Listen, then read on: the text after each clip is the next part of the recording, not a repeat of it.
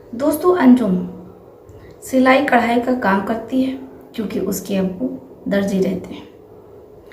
Anjum BA final year की student रहती है, लेकिन उसके अब्बू मोहम्मद अजमल अंजुम की शादी तय कर देते हैं।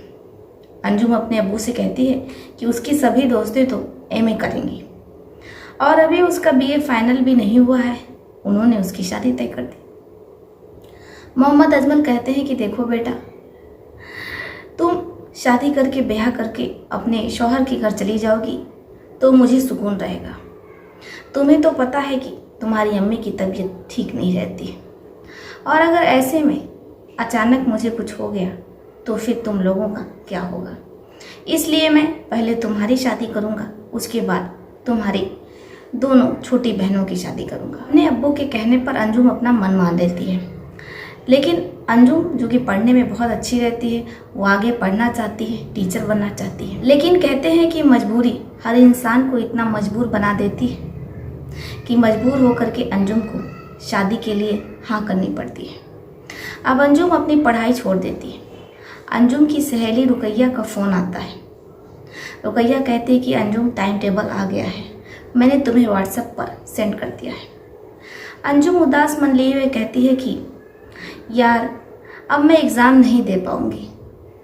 रुकैया अंजुम से पूछती है कि आखिर ऐसा क्या हो गया, अभी तक तो तुम अच्छे से पढ़ रही थी, तुम्हारे नंबर भी अच्छे आए हैं, फिर तुम एग्ज़ाम क्यों नहीं दे पाओगे। अंजुम कहती है कि मेरे अब्बू ने मेरा निकाह तय कर दिया है। जब रुकैया ये सुनती है तो कहती है कि तुम्हारे परिवार वालों को कम से कम तुम बीए कंप्लीट कर लेती, तब तुम्हारी शादी तय करनी चाहिए थी। लेकिन खैर कोई बात नहीं, अब जब तुम्हारे अब्बू ने तुम्हारी शादी तय ही कर दी है तो इसमें मैं क्या कर सकती हूँ। चलो अपनी शादी में मुझे बुलाना ज़रूर, ये कह करके रुकैया फ़ोन काट देती है। अब इधर अंजुम, जिसका ना तो सिलाई में मन लगता है और ना ही किसी दूसरी चीज़ों में, क्योंकि अंजुम पढ़ना चाहती थी, वो कुछ बनना चाहती थी ताकि अपने बूढ़े माता पिता की सेवा कर सके। अंजुम की एक बहन जो कि विकलांग रहती है, उसका नाम शमा रहता है। ऐसे में अंजुम चाहती है कि अगर उसे नौकरी मिल जाएगी तो वो अपनी विकलांग बहन का अच्छे से ध्यान रखेगी, उसे किसी चीज़ की कोई कमी नहीं होगी, क्योंकि अंजुम जिसका कोई भाई नहीं रहता है, सिर्फ उसके अब्बू रहते हैं जिनकी उम्र 75 साल रहती है।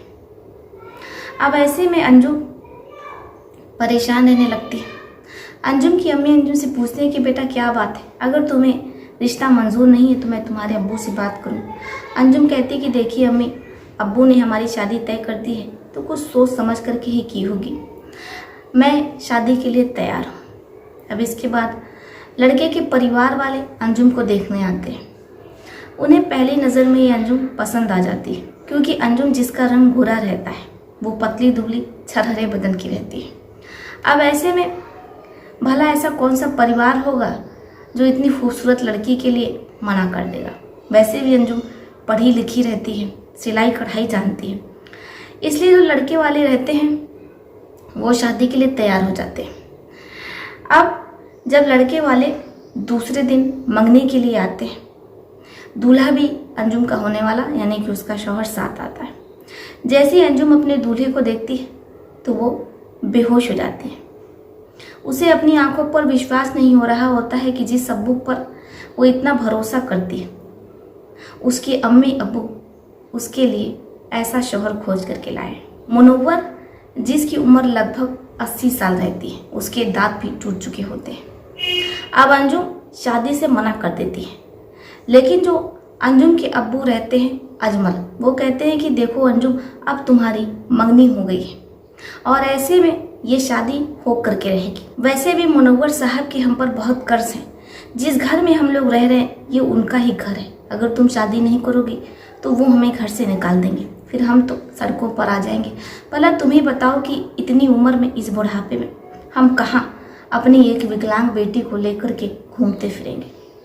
लेकिन अंजुम अपने अब्बू की किसी बातों में नहीं आती है। वो कहती है कि वो ये शादी नहीं करेगी।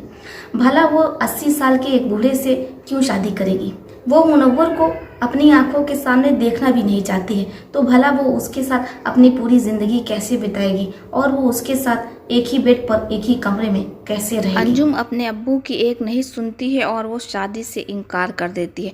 क्या अंजुम ने सही किया या गलत, कमेंट बॉक्स में लिखिएगा ज़रूर।